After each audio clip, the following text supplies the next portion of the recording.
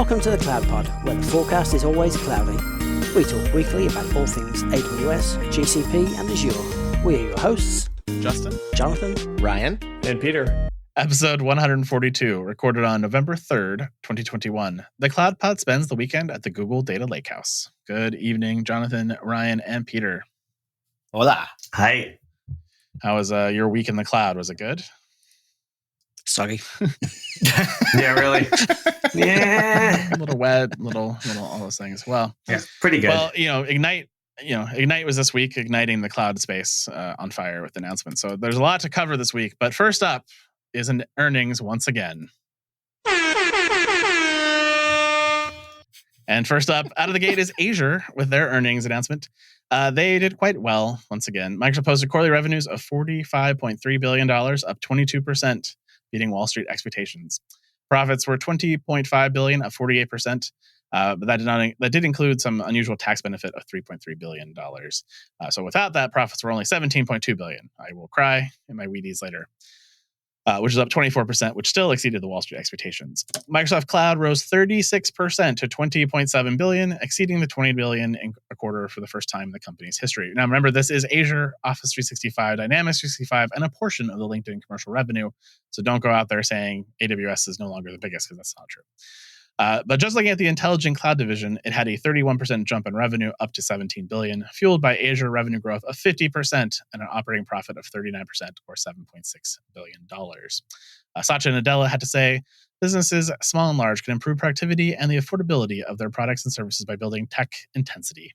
Microsoft Cloud delivers the end-to-end platforms and tools organizations need to navigate this time of transition and change. I will take my tech intensity and not go to the cloud with Azure. Thank you.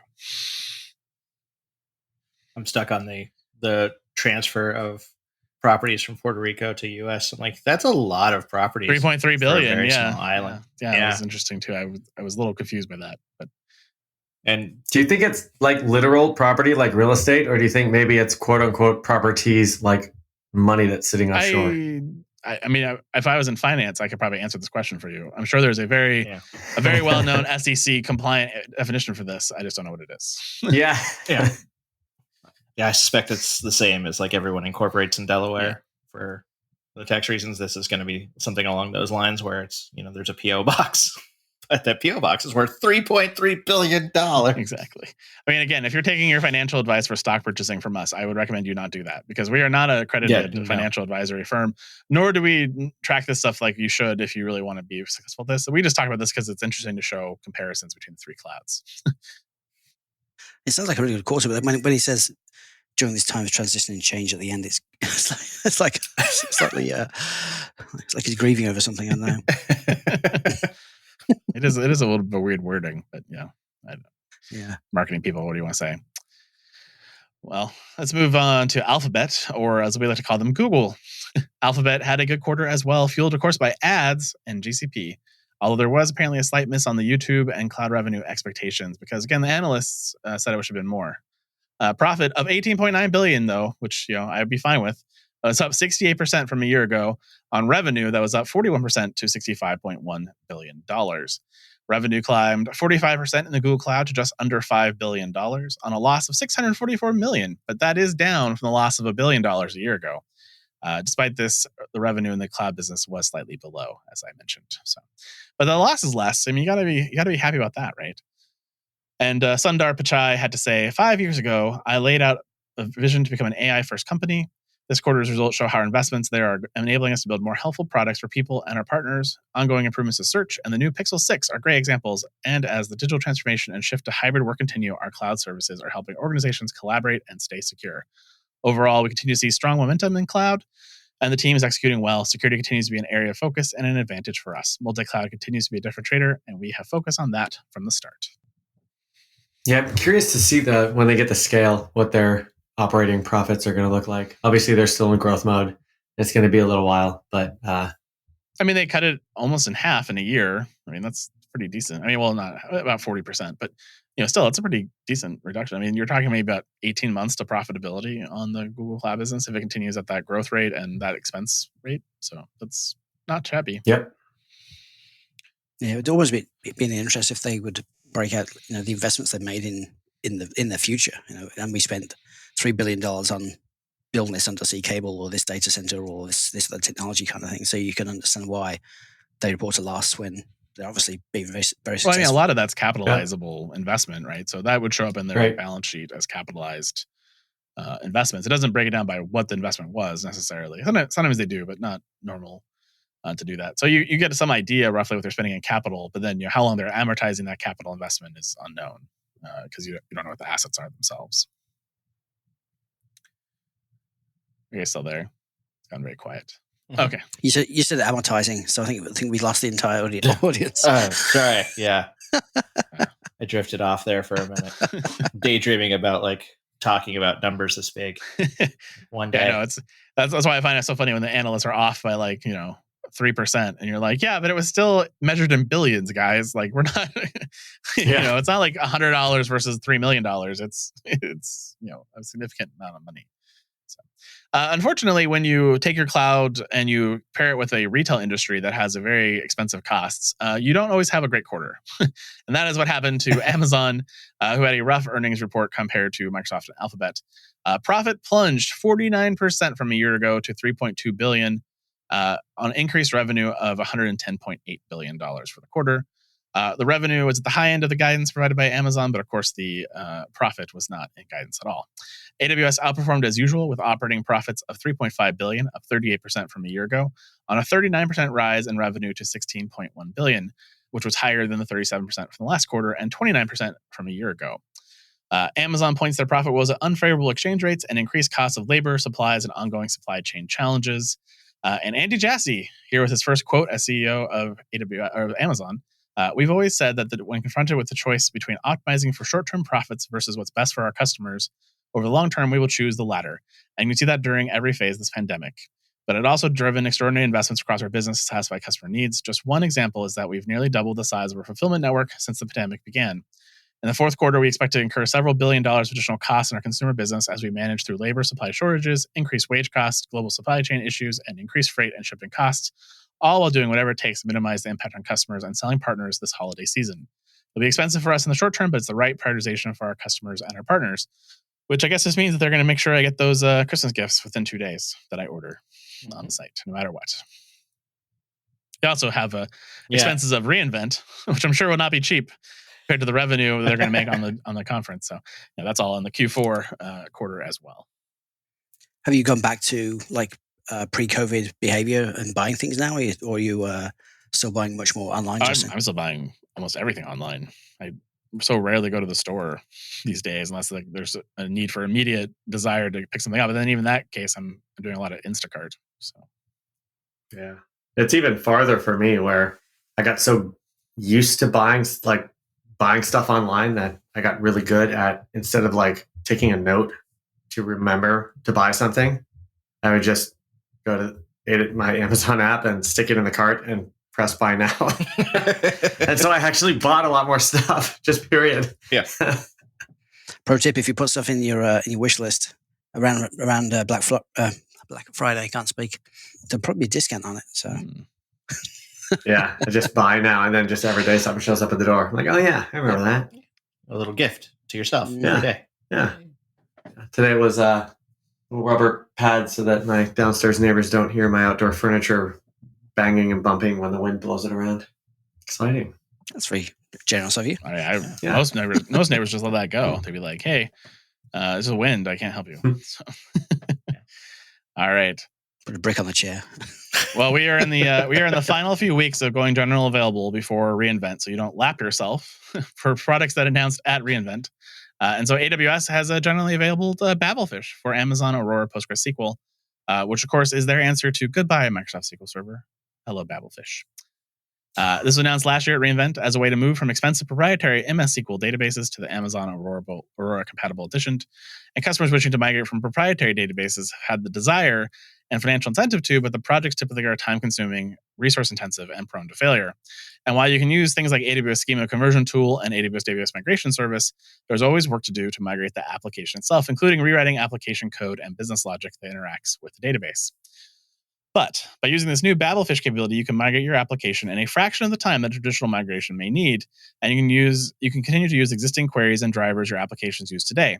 Babelfish adds the capabilities to Amazon Aurora Postgres to understand the SQL Server Wire Protocol tabular data stream, or TDS for short, as well as extending PostgreSQL to understand commonly used T-SQL commands used by SQL Server. Support for T-SQL includes elements such as SQL dialect, static cursors, data types, triggers, stored procedures, and functions. Amazon likes to mention that this is not a trivial task, and there's lots of idiosyncrasies of migrating a 30-year-old product. For example, the money data type in SQL Server has 4 decimal place precision versus Postgres only having 2. These subtle changes might lead to rounding errors and have impacts on financial reporting, which is not what you want in a translation layer. So Babelfish ensures the semantics of SQL Server data types and T-SQL functionality are preserved. And so AWS created a money type that SQL Server apps would expect. And when you create a table with this data type through Babelfish, you get a compatible data type and behavior that a SQL Server app would expect. There's a quote here from Raju Galubani, VP of Databases and Analytics at AWS. More and more customers have told us they want a fast, inexpensive, and low-risk way to break free from old guard database vendors and their punitive licensing terms, high costs, and lack of innovation.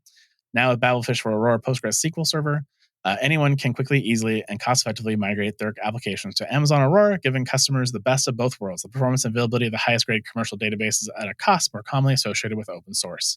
Available now at no additional cost to Aurora Postgres SQL customers. I wish they hadn't announced this last year. I wish they just saved it until it was ready, Yeah.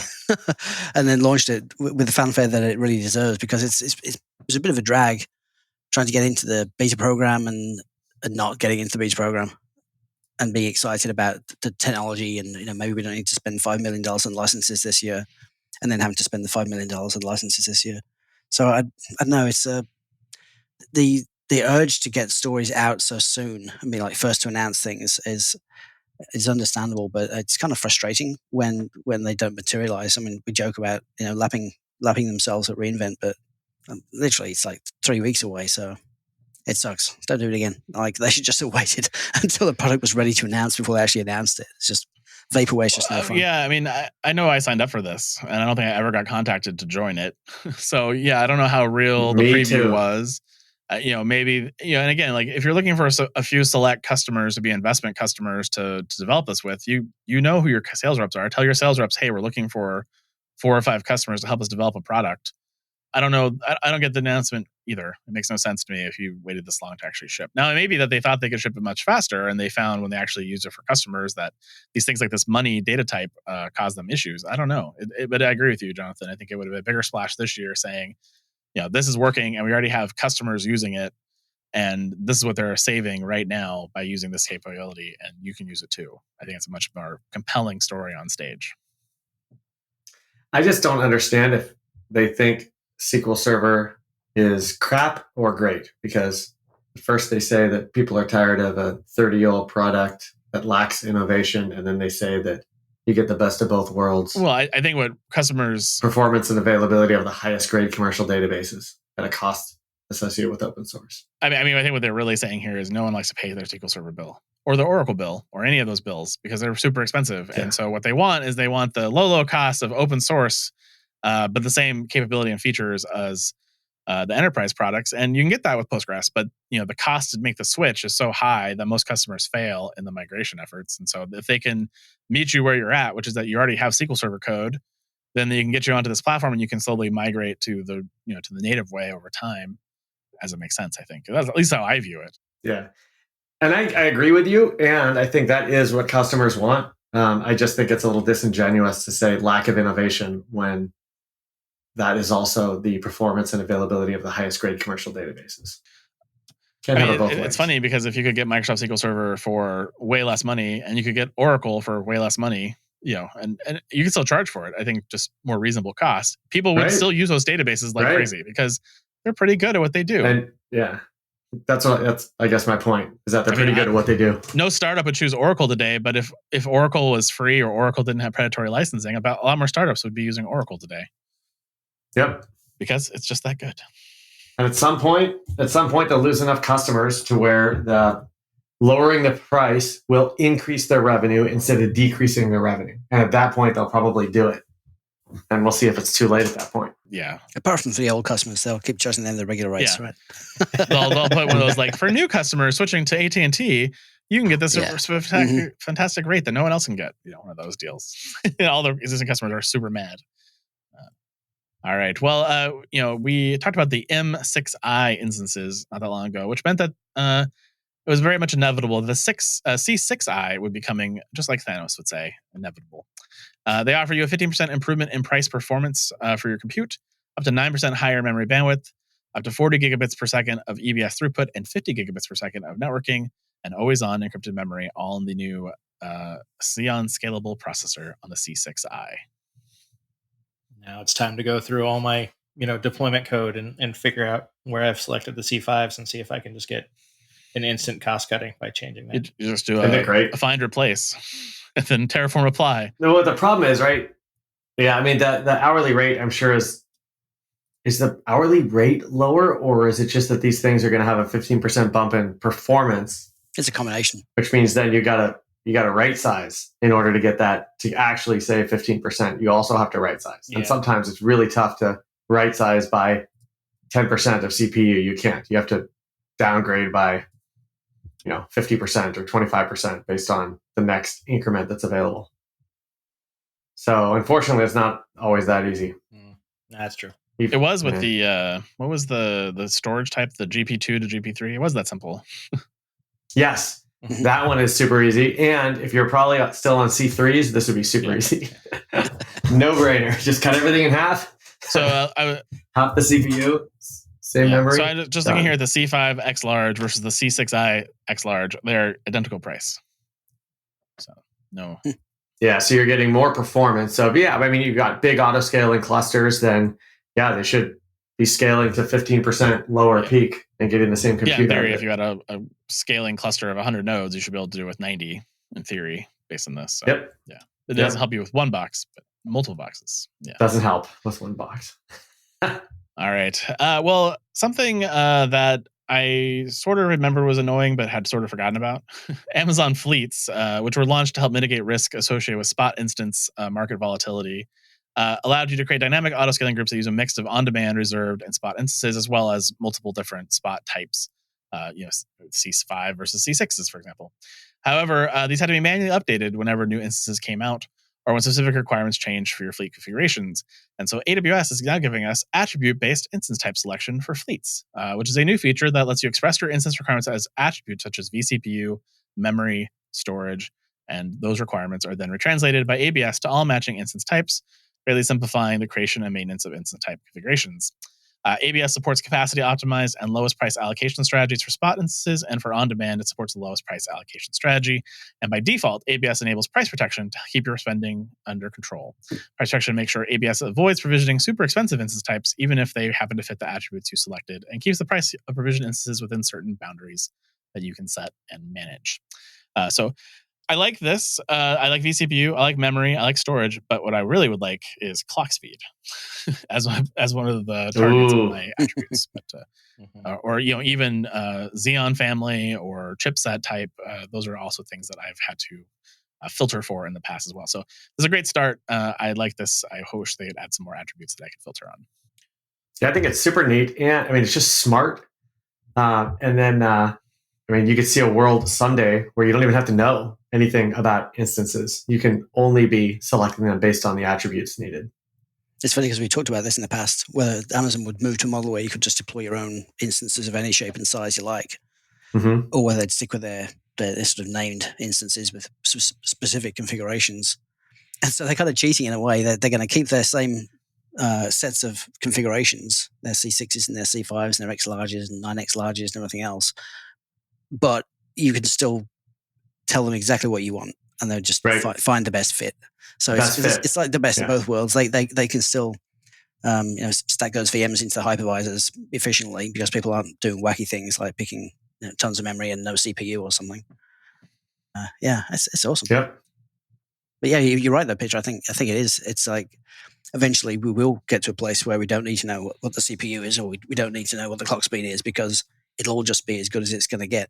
That's awesome. It's cool. I don't know. I'm dubious just because when I think about, how I'd implement this and some of the workloads I'm running, it's always the edge cases that make the most noise, right? It's always like, I know I'm going to mess this up. There's I'm going to mess this up, but then there's also sort of like, the people that just need to run workloads based on like CPU or memory, like those aren't the ones that really are the edge cases. It's the ones that have like the high network throughput weirdness, or the like the very specific type of CPU architecture that they need. And so like at a certain point you're sort of back to carving out your own instance groups, managing your fleet types all yourself. And so like I don't know, but I do want to try this out, and maybe, for most of the 90% or whatever it works out.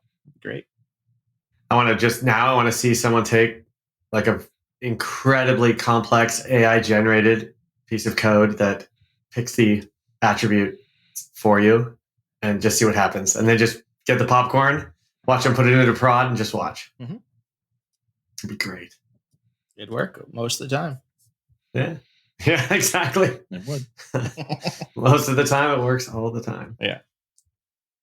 Well, very rarely does my entertainment fanboyness of James Bond and 007 come into the cloud world. But today, I can proudly announce that AWS has won the contract to provide cloud storage to the UK spy agencies, including MI6 and MI5. And I look forward to finding out all the cool things Q builds for the next James Bond, all using AWS technologies and power. It's estimated to be valued at $689 million to $1.38 billion over the next 10 years as the UK adopts all things AWS, which makes sense when you consider the data sharing that intelligence agencies in the US and UK do, considering AWS intelligence agencies also use AWS. I can see the synergies already. Spoiler alert, it's just a crap ton of surveillance data. Yeah. Unfortunately.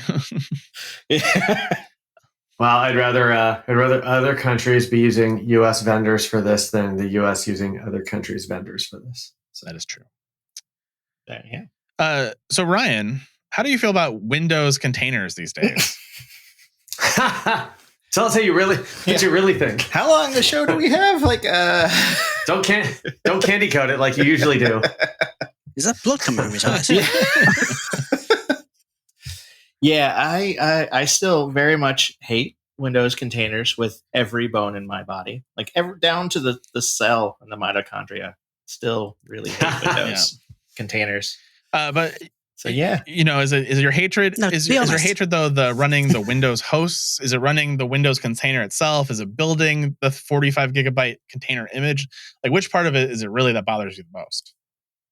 It's mostly just running workloads that you expect to be sort of snappy and dynamic, and then due to some sort of either architecture or some sort of compromise, you need to run it in a Windows platform, and then it's 7 minutes for a container to start up. Yeah. So I mean, it's really too bad you said that, because I can't help you with that. Still, it's still going to be a 45 gigabyte image, but I can now let you run that Windows container on Amazon ECS with Fargate. So now you don't have to run the Windows host.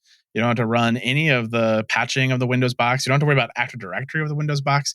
You just have to define your task and your definition of the task and build your container in Windows and find 50 gigs to store it. But then it can be run by AWS for you on top of AWS Fargate. And so that's a new capability. So I think this may be the best way to run a Windows container, honestly, because it just takes away so much of the pain that you already had. And my sanity, at least, would be a little bit better with this way to manage AWS containers for Windows than any other method you could run them for.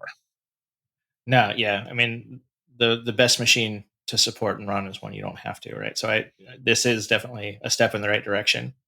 I don't know, maybe I'm just negative today, but all the Windows workloads that I've had work on containerized, the gotcha has always been Active Directory. It always is, Ryan. It always is in the Windows world. Yeah, it always is. Yeah.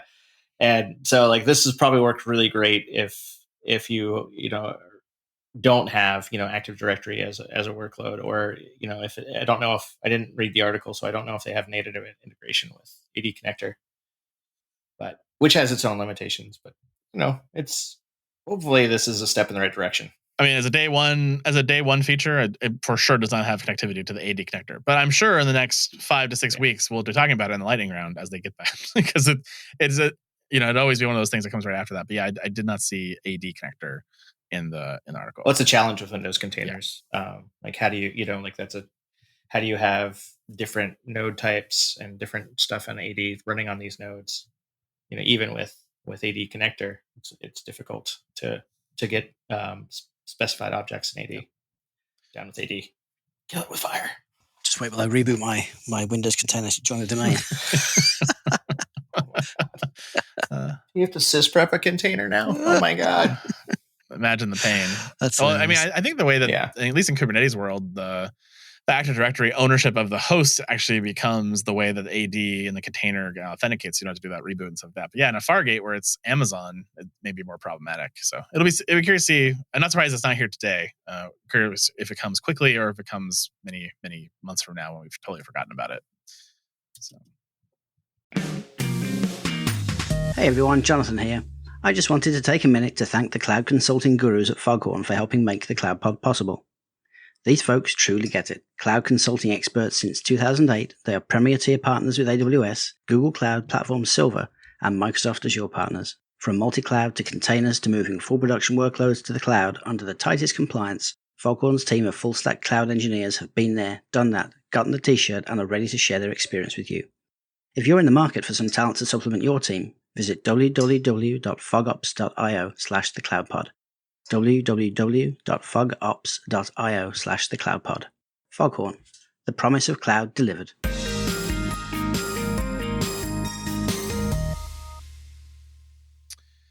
Well, next up is SageMaker Studio has a new friend or enemy, depending on how you want to look at this. So 2 years ago, they introduced SageMaker Studio, which is the industry's first fully integrated development IDE for machine learning. And SageMaker Studio provides a single web-based virtual interface where you can perform all ML development steps, improving data science team productivity by up to 10 times. Of course, the data scientists rejected this and went with R and the R project and a product called RStudio. And RStudio is one of the most popular IDEs among R developers for ML and data science projects. And RStudio provides open source tools for R enterprise-ready professional software for data science teams to develop and share their work in the organization. But building, securing, scaling, and maintaining an RStudio yourself is tedious and cumbersome, as all things are in data science. AWS, in collaboration with RStudio PBC, are announcing the general availability of RStudio on Amazon SageMaker, the industry's first fully managed RStudio Workbench IDE in the cloud. And you can bring your current RStudio license to easily migrate your self-managed RStudio to Amazon SageMaker in a few easy steps. So data scientists now have the freedom of choice between RStudio and Amazon SageMaker Studio notebooks, with all their work, including code, datasets, repositories, and artifacts, stored and synchronized between the two environments through the underlying EFS storage. And this is available to you in all regions where both SageMaker Studio and AWS License Manager are available. Ooh, are they enabling it by default like Microsoft did with their Jupyter Notebooks integration? Nope, they're not enabling it by default. You have to go tell it you want this. And you have to have a license, first of all, because, so interestingly enough, you have to bring a license from RStudio PBC and you have to set it up in the AWS License Manager. And I was surprised that this isn't just integrated into the marketplace for new customers, but for existing customers, I think that's great. But I was a little surprised this isn't embedded in marketplace and isn't something you can just buy through that model. But it's good to see them partnering with somebody versus just building a competitive product and then competing with them. What's wrong with Jupyter Notebooks? That's all I want to know. Well, that's what this. I mean, they're simple. That's what the original product was. Amazon SageMaker Studio was just notebooks from Jupyter. But just like Kubernetes, developers chose not to use the Amazon solution. They went a different way, and so now Amazon's trying to say, well, since you chose the other thing, we'll support both, but we'll convince you to go to the other way, to the dark side, if we can. I mean, the big caveat in all of this stuff is like I'm a big fan of MyID for coding and that integrated environment where to reduce context shifting. But when you're talking about access to data, Jupyter is something that's hosted, something that you can protect and you can grant access to, versus an IDE like RStudio. How? It becomes a much trickier scenario to sort of maintain any kind of data sovereignty or protect that in any way, just because by its true nature, you have to open it up. So in SageMaker, I think is a good compromise because it sort of turns RStudio into a hosted thing that you can lock in. Craziness, I say. Again, it's an interesting model that Amazon is taking with its partner, though. That's the part that's more interesting to me because I don't know anything about data science, but I'm excited. I'm excited about this. So, all right. So Amazon slipped through the what's new RSS feed this announcement, and this announcement, in my opinion, deserved a full blog post because this is a feature I've asked for a very long time. Amazon CloudFront now supports configurable cores, security, and custom HTTP response headers. And this allows you now to add cross-origin resource sharing or core security, custom headers to HTTP responses returned by your CloudFront distribution. And you no longer need to configure your origin or use custom Lambda at the edge or CloudFront functions to insert these headers. With the release, CloudFront is providing several pre-configured response header policies.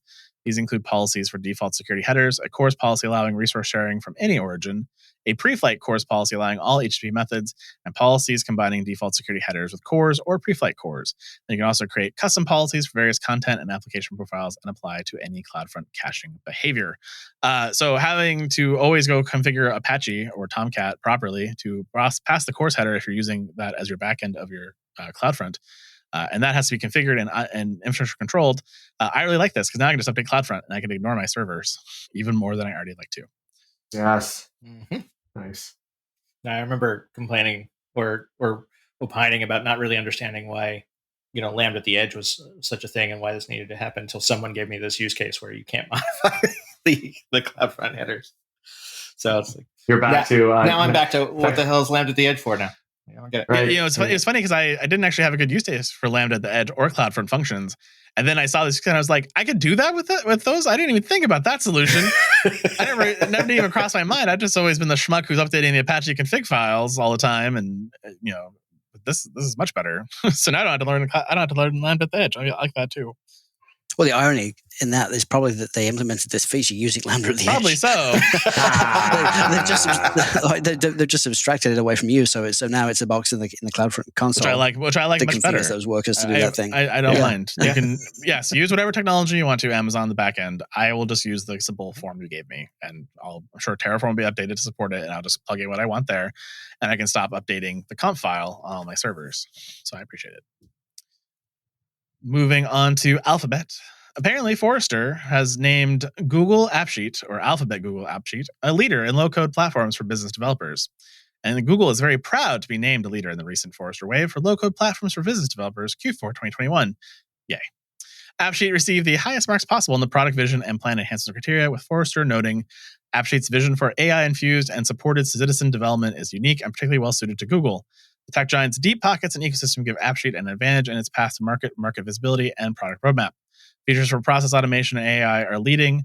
The platform provides a clean, intuitive modeling environment suitable for both long-running processes and triggered automations, as well as a useful range of pragmatic AI services such as document ingestion. Okay. It's full of wonderful words. Yeah. Uh-huh. Infused. But they put the artificial intelligence inside a tea bag and then wave it in front of a spreadsheet, and it infuses the spreadsheet with intelligence. Yeah. Seems very tailored to someone who would enjoy low-code solutions for automation.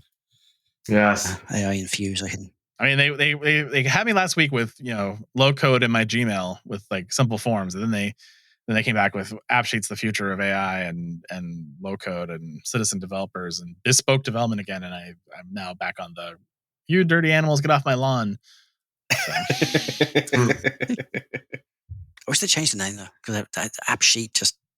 It's actually the best name ever because every low code solution out there is an Excel spreadsheet. So it's an Excel spreadsheet with an app on top of it. So it's actually well done.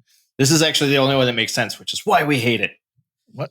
Yeah, but it's a steaming pile of sheet. At least it's better than Honeycode. So yes, well, about the same. Well, one is infuriatingly sexist, and the other one is just annoyingly on the nose name-wise. So I'll take AppSheet over Honeycode all the other week. So if you know what Django is, you'll care about this announcement. But apparently the Django ORM now fully supports Cloud Spanner. The Django Google Spanner package is a third-party database backend for Cloud Spanner, powered by the Python Cloud Spanner library.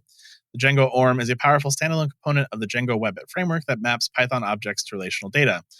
This article walks you through setting up Django with Cloud Spanner or migrating from an existing database to the Cloud Spanner, now enabling you to use the awesomeness of a global database on Google with your Django web apps. So did Google write this? They wrote the Django Google Spanner package. It's a plugin, it's right? Just a plugin. Yeah. I was just curious if they wrote it or if this was a sign that the open source community was embracing Spanner, which would be no one in the open source community said, let's support a proprietary database that only runs on Google. This was 1,000% built by Google.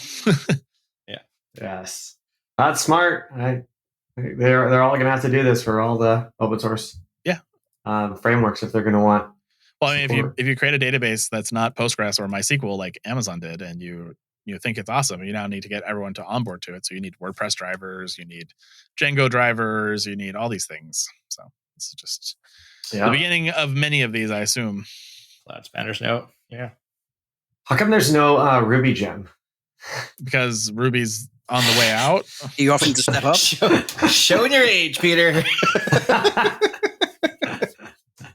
Just want a Ruby gem. I was an app I'm supporting these days has Ruby components to it, and I'm in the single threaded versus multi-threaded problem of Ruby all over again. And I'm like, oh yeah, every time I get away, I think, Ruby wasn't so bad. I get thrown back into single threaded, and I remember how much I hate this every time. Yeah, so we did call you, Peter. We are working with you. Yes, I mean me personally. I want to not do contracts and business stuff for a little while. Maybe just I'll write a little Ruby. Go back to the olden days. You can redo the website in Ruby if you'd like for the CloudPod. If you want a side project. Oh, awesome. It doesn't get enough throughput to care about single threaded versus multi-threaded, so it's fine. It'll work out just great. Yeah, exactly. Perfect. Love it. Google has come back to us with another article about data warehousing. With organizations having traditional siloed and separated their data architectures, data warehouses used to store structured aggregate data primarily used for BI and reporting, whereas data lakes used to store unstructured and semi-structured data in large volumes primarily used for ML workloads. This, of course, results in extensive data movement, processing, and duplication requiring complex ETL pipelines. And so Google has a new data framework they like to call the Data Lakehouse to help address this, which combines key benefits of data lakes and data warehouses. And this architecture offers low-cost storage in an open format accessible by a variety of processing engines like Spark, while also providing powerful management and optimization features. And this blog, which I will not go into more detail of, is great use cases of how to set this up and how to use Google technologies to build your own data lakehouse. I just want to go sit by the data lakehouse. I don't know about you guys. It just sounds nice. Just going to go to the data lakehouse and chill. I want to see if they can allow different formats of data to communicate with each other when they're a year apart in time, like the Lakehouse, the movie. Oh, that's been a long time since I've seen that movie. Yeah, I remember that movie, crazy movie. That's what I want.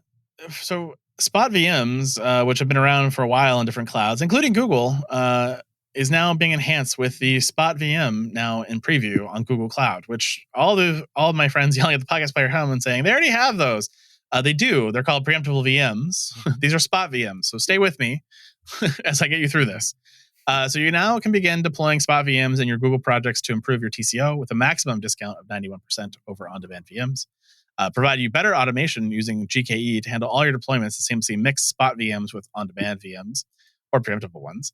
And ease of use of integration with Spot VMs available globally and are simply one-line changes to start with in all of your infrastructure as code.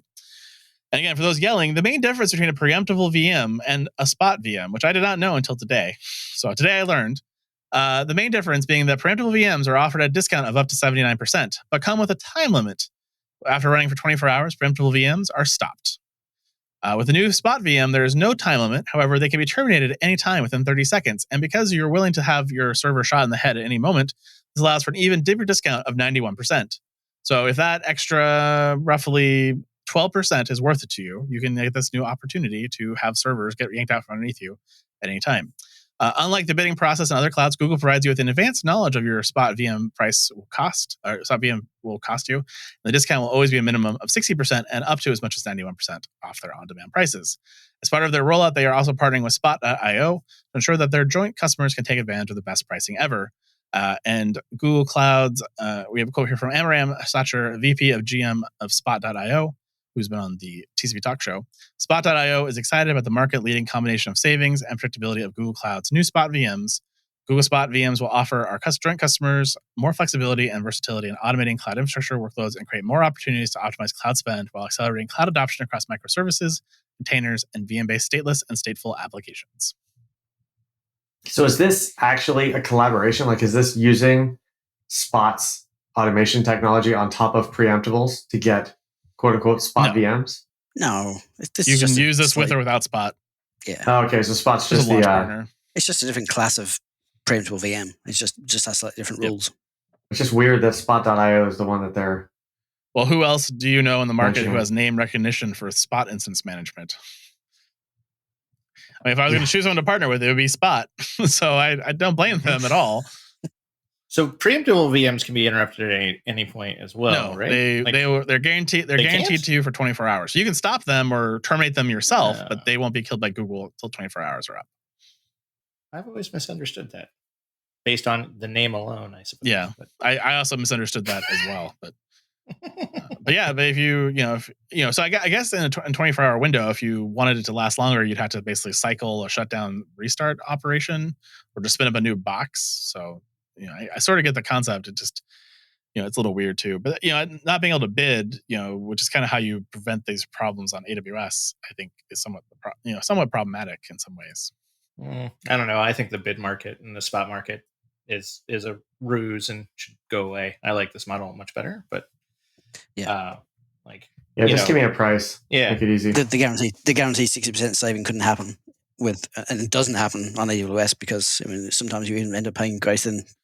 That's because you're in US East 1. Just go to any other region than that, and you won't have that problem.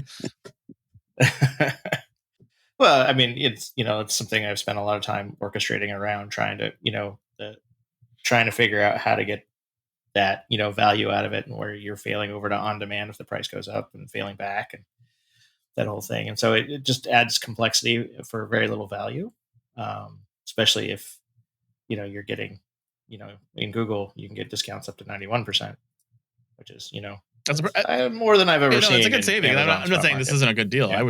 I'm seriously considered moving to this for this reason alone. But I definitely I think there's advantages and disadvantages to both pricing models. I'm not sure which one is better, but you have more experience with it than I do at this point. So it's all just pain. That's the experience I have. I mean, anytime you're using Spot as pain is, I think, the thing. So that's why Spot can help you out with that. And they automate some of the things that you've automated already in code. So you just have to pay. You just have to pay for it. So that's true. Yeah. It's kind of frustrating seeing such deep savings for Spot, because that obviously they're not going to sell anything at less than the cost of operation of a unit. Can they turn it off? Yeah, within 30 seconds. Oh yeah, but they can, but still, you still get to use it for the time you get to use it for. And it's like, you know what I mean? Like if you look at the actual variable cost of letting someone use infrastructure that's otherwise sitting in the data center and powered on, it's probably pretty low. Yeah. I mean, that is going to be a tiny fraction of the retail price. Yeah. And the total cost is everything, right? It's the cooling in the data center. It's the energy and all those things. So it's the name of the game is to really drive up the utilization and make that make sense. So, which is why the 91% is still, paying off their margin. Yeah.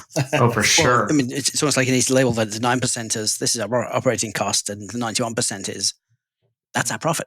But it's not always their profit. Yeah. Well, gross margin at least, right? Yeah. that's our buffer. I guess that's our buffer of profitability.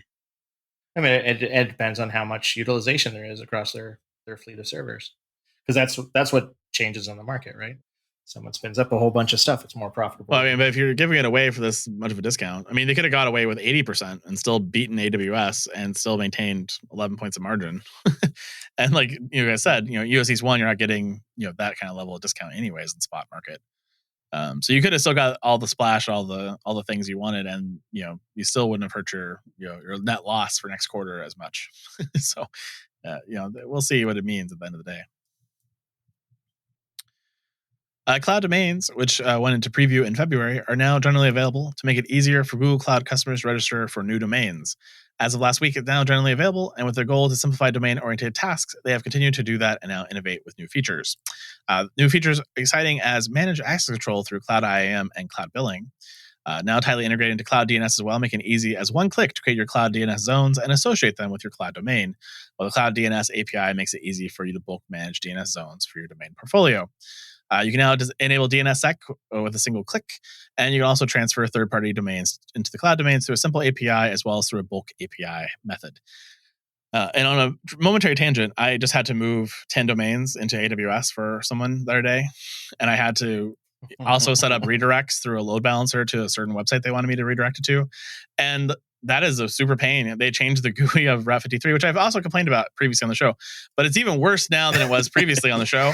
And it took forever because of the disconnect between their registration function and their actual registration of the domains. And I wisely did it all through Terraform because I realized that it would be a lot of clicking through the console otherwise. So I was very blessed that I decided to go that direction versus clicking manually in the console. But did they ever fix, because to transfer a domain between like Amazon accounts used to require root, right? So I was just thinking that. Yeah. That got fixed a while back. I think we talked about it here on the show. I don't remember episode, but we did talk about that getting fixed. It's like in Superman, we got to turn the two keys at the same time to launch the nuclear missiles or something. Just to move a domain. Moving domains. So my friend, he had bought all the domains and of course GoDaddy, because that's where all non-technical people buy domains at.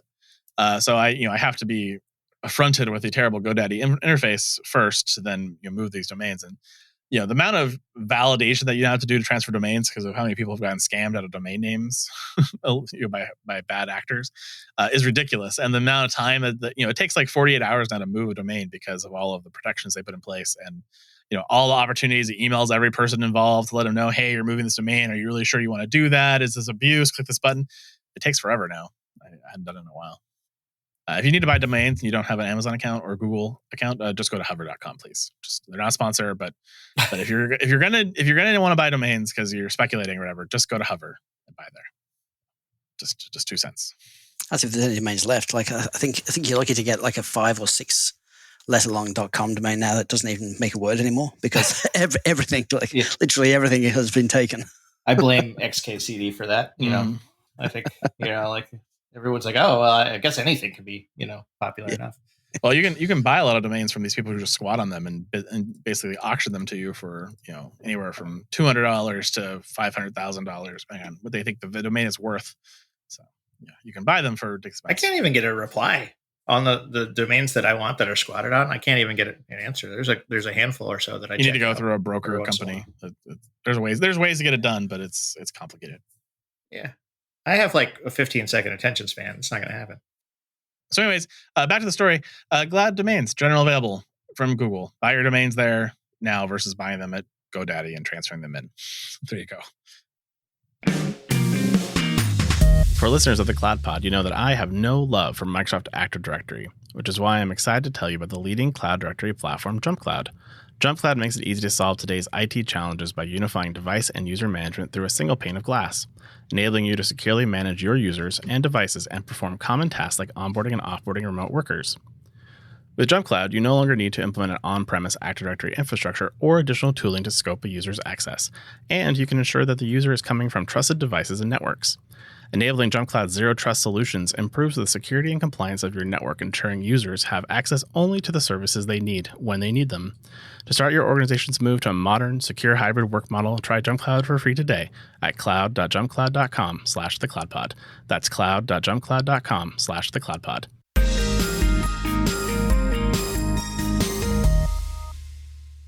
Azure has blown up the show this week with a lot of announcements. I filtered through probably like 30 bullshit ones. So there's a bunch of things that we're not going to talk about tonight just because I couldn't stomach the thought of talking about it on the show. But Ignite was this week, which Ignite, of course, is their big IT conference. So they announced all kinds of things for Office 365 and Dynamics 365, as well as some cloud things. We'll talk about the cloud stuff because that's the fun stuff for us. But first, your Azure Firewall Premium has gotten more premium this week. With several new features, including the fact that it's now available in more regions. So if you were disappointed that you could not overpay for a firewall before because it was not in your region, it may be in your region now. And some of the regions that I saw on the list were as exciting as gov regions. Yeah, who doesn't like a good premium firewall in the government?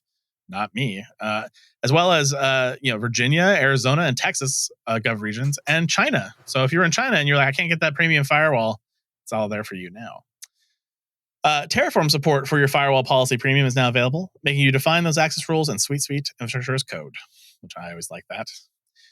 There's a new web categories category check capability now in preview, allowing you to allow or deny sites based on the website category, such as gambling websites, social media websites, or annoying cloud podcasts. Often customers want to check what categories a specific URL fall under. This can be done with the Azure portal, and you can submit feedback on the category if you don't think it's accurate, which they will probably ignore because it'll go into a ticketing system that no one ever reviews. But at least you feel better about yourself. And migration to a premium SKU using stop-start approach is now available to you. So this allows you to enable the premium firewall and then realize that maybe you need to get approval before you leave it on, so you can turn it off without deleting all the rules, but not enabling the rules, and then turn it back on when you've gotten that approval from your boss that you paid for the premium firewall. So those are all the new things. Make your firewall experience more premium. This is more, the start stop is more just like when you figure out how much it's actually costing you. And you're like, oh no. The fact that they refer to it as a SKU, though, it just kills me. It's like it's an intangible piece of software running in the cloud. It's not. It's not a physical thing racked. I mean, I guess at some point it's racked onto a shelf, but whatever. The fact that they still refer to these things as though they're physical items it just blows my mind. It's just. I don't know if that's necessarily an Azure fault or if that's just a general accounting fault. Because I mean, like inventory SKU is predominant everywhere. Yeah. In CRM products, EDPs.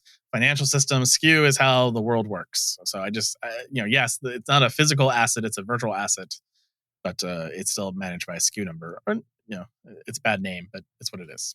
A stock item is a stock item, whether it be virtual or physical, right? Like in my head, it does also translates to the physical realm, but true definition of SKU. Well, I mean, a SKU is stock keeping unit, which is relating to a scannable barcode. So it really has no place in a world that doesn't have scannable barcodes.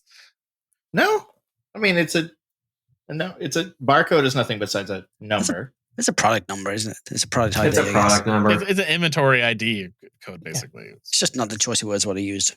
I don't think I've ever heard AWS or Google use the word SKU when defining their products. I mean, even when we were still in the physical world back in '92, I don't know that many people called them SKUs then either. So, it's a weird name. It's always been a weird name, no matter what, if you're putting onto virtual goods or real goods. But I guess it's a bad time to tell you that we have SKUs in our web store. So like all of our products that we sell through the website, like the stickers and the pins and all that, they have SKUs associated to them. Yeah, SKUs. Sorry, Jonathan. I like it. Yeah, no. I mean, there's SKUs in our application at work too. Like there's defined units. They're everywhere. They're everywhere. Well, what is not everywhere is cybersecurity skills, apparently. And speaking of Azure. Thank you for that segue. So Microsoft is launching a new national campaign to help community colleges expand the cybersecurity workforce. And this is because apparently there's a skill gap in the cybersecurity of about 500,000 people, which they have a desire to train 250,000 people by 2025. Which represents about half of the country's workforce shortage, which then I also say I look forward to the 2068 crisis when they all retire, because people won't be doing cybersecurity anymore. Microsoft is doing this as part of the $20 billion over 5-year investment Azure made to improve their security solutions and protect customers, as well as $150 million to help U.S. government agencies upgrade protections and expand their cybersecurity training partnerships. And Microsoft wants to share what they have learned about what they view as national crisis in cybersecurity. First thing they pointed out was the SolarWinds attack in February by a nation state, most likely Russia, and the huge issues it's exposed in supply chain security. Second was the hiring frustrations with many small businesses and startups completely locked out of hiring cybersecurity personnel. And in fact, per the data they have analyzed, for every 2 cybersecurity jobs that are filled, 1 sits empty. And today, right this minute, there are over 464,000 jobs that are open that require some form of cybersecurity skill. And then more than 1 out of 20 open jobs in the U.S. is a cybersecurity job with an average salary of $105,000 per year. NMS has built a Power BI dashboard to help you identify jobs and compensation by state. Hint, California pays a lot more than that. To address this, they are delivering ready-to-teach industry-developed curriculum for community colleges.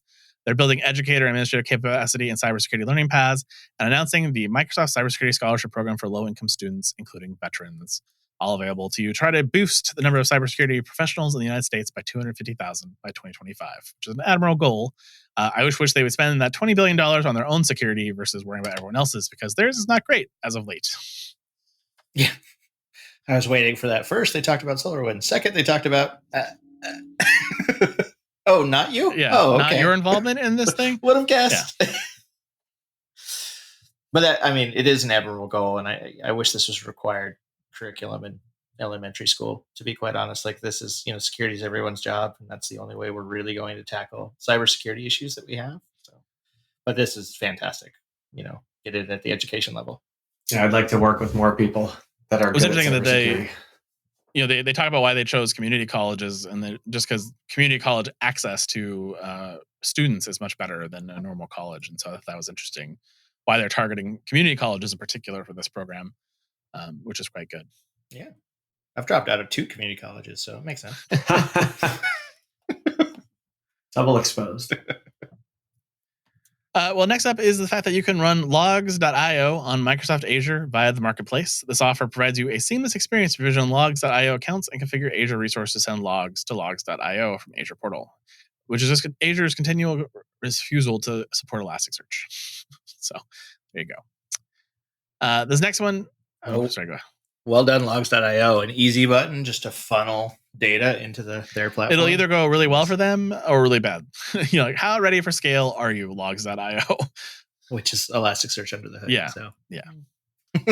So I don't think of it as funneling data into places. I think of it as funneling money into places. That's what they're doing. It's not cheap. An external available thing is the ephemeral OS disks for Azure VM support additional VM sizes. And now you can choose where to store ephemeral OS disks, either in VM temp disk, on VM cat, or in VM cache. This feature enables ephemeral OS disks to be created for all VMs which don't have the cache or insufficient cache, but have sufficient temp disks to host this ephemeral OS disk. Key features of this is there is no cost. It's faster to re-image for VMs and scale set instances, and higher IOPS compared to persistent disks. And I just wait for somebody to enable this thinking they just got free storage and blow it away and lose all their data. Yes, happens too often. Ephemeral is this word that, I know what it means, and most people know, but like somebody doesn't know what that means, and they're just like, oh, it's just a disk. Like, you should say, don't put your data here, disk. Another word for cheap. Yeah. Next up is the Azure Data Explorer Insights is now generally available. This gives you comprehensive monitoring of your Azure Data Explorer clusters, along with a unified view of your Azure Data Explorer performance, cache, ingestions, and usage by Azure Data Explorer Insights, built on the Azure Monitor Workbooks platform, and allows you to get an at-scale perspective, displaying a snapshot view of performance based on the cluster's main metrics, drill down analysis of particular Azure Data Explorer clusters, and customizable views.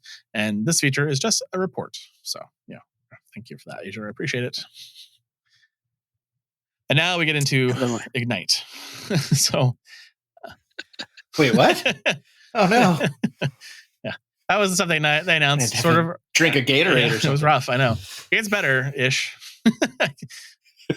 First up is announced an insight this week: major improvements across hybrid, multi-cloud, and edge computing capabilities for their platform, and that is with a ton of Azure Arc-enabled services, including Azure Arc on VMware, Azure Arc-enabled machine learning capabilities, and Azure-enabled SQL managed instances. And these things have been enabled to allow you to support things like exciting as lifecycle management for VMware, Azure ML models for on-prem, and now directly connected mode for SQL Server, so you can directly or indirectly connect your node to the Azure Arc Management Console. The Azure Virtual Desktop for Azure Stack HCI, or Hyper-Converged Infrastructure, allows customers to a modern cloud-based desktop and app virtualization solution on-premise for latency or regulatory reasons. And Microsoft Defender for multi-cloud now extends cloud security posture management and workload protection to AWS customers. And Azure Migration and Modernization Program, or AMP, now supports Azure Arc scenarios. So you can now ask them to tell you what I just said meant, because most people don't understand it either. I don't know what you just said, but I just want to play Halo now. Right. A lot of arcs. And then after they finished the Arc stuff, they moved on to data features, which is always exciting. Data features include Synapse, which makes my Synapse hurts. So first up is the Synapse link for Dataverse and preview of Azure Synapse link for SQL 2022.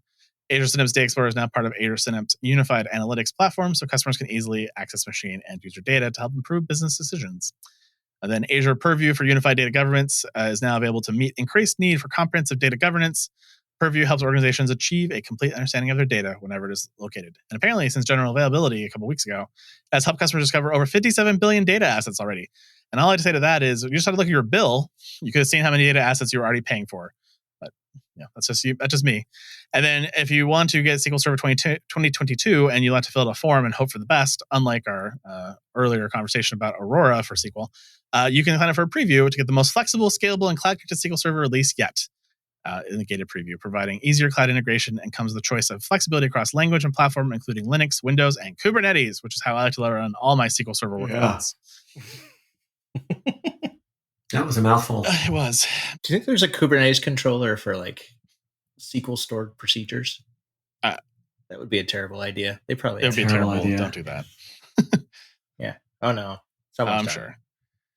And then, in a weird coincidence, Facebook and Microsoft decided to talk about the metaverse. For all those who know what the metaverse is, there's only 12 of you in the world, so congratulations.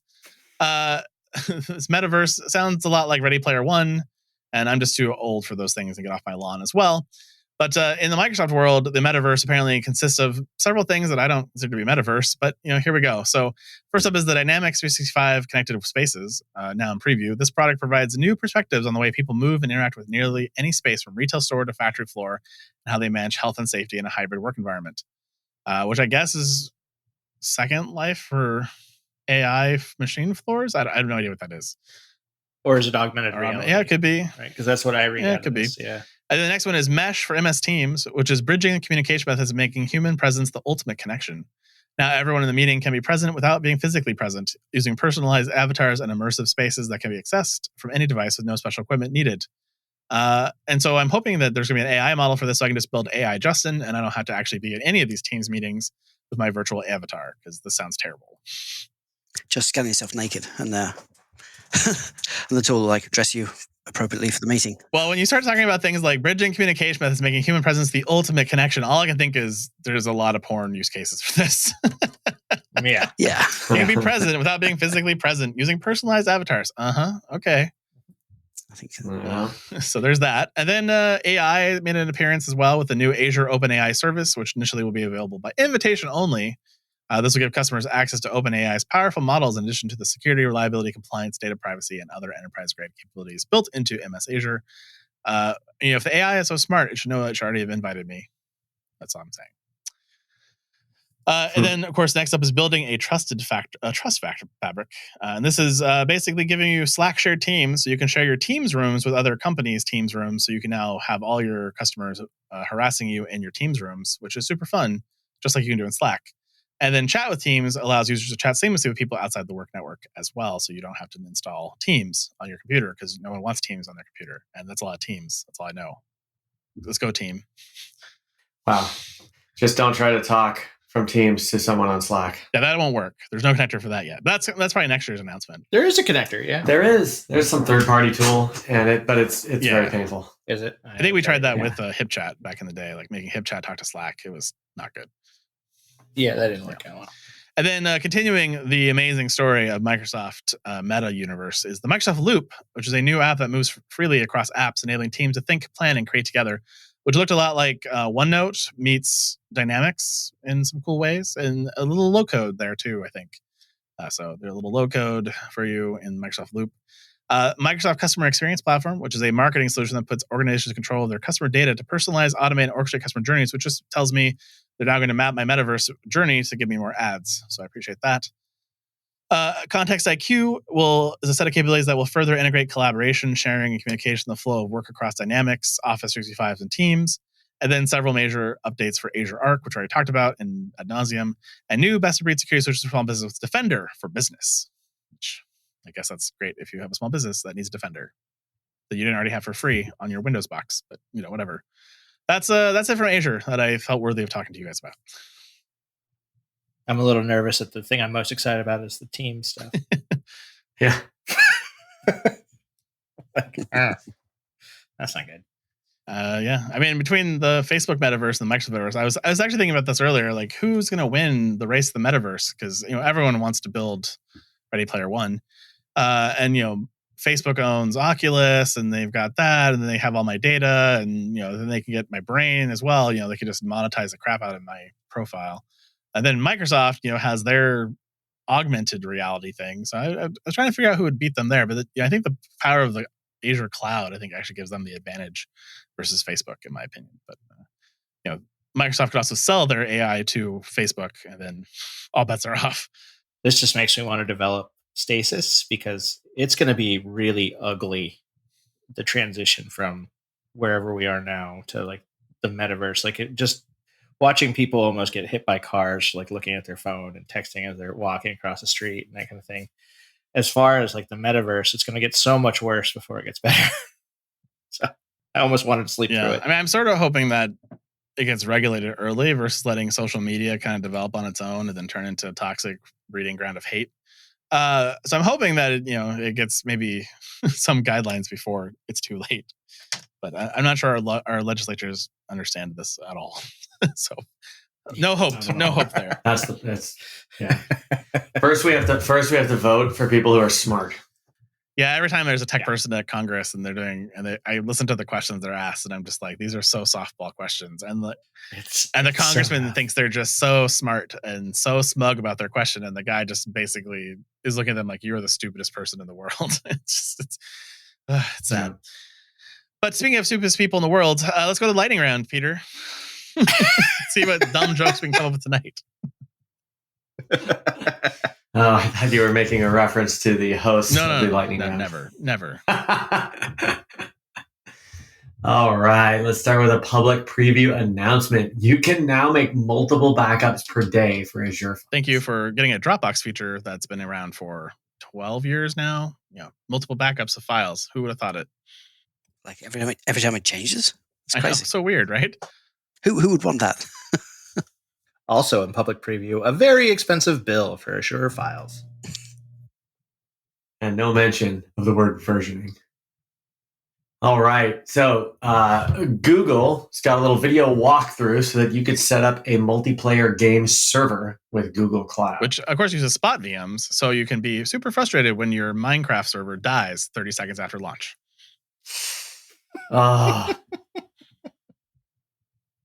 And AWS Transit Gateway Network Manager launches new APIs to simplify network and route analysis in your global network. So a network manager got APIs to simplify network management? Huh. Who would have known? I don't think simplify means what they think it means. No, typically in AWS parlance, simplify means made more complicated and much less efficient. Yes. And Amazon EKS managed node groups adds native support for BottleRocket. And if you think you're smart enough to run BottleRocket and not just let Amazon do it for you, you have a BottleRocket come into your head. I am not one of those people. I know I'm not smart enough. It's a slim down OS. What could be hard about it? You don't have to do anything. I mean, just getting it built is not easy. so not if you do anything, I don't know about that, but Amazon TextTrack launches TIFF support and adds asynchronous support for receipts and invoices processing. Flashback to the GM meeting where he said, we're not making enough money on TextTrack. How can we increase the revenue coming into the TextTrack product?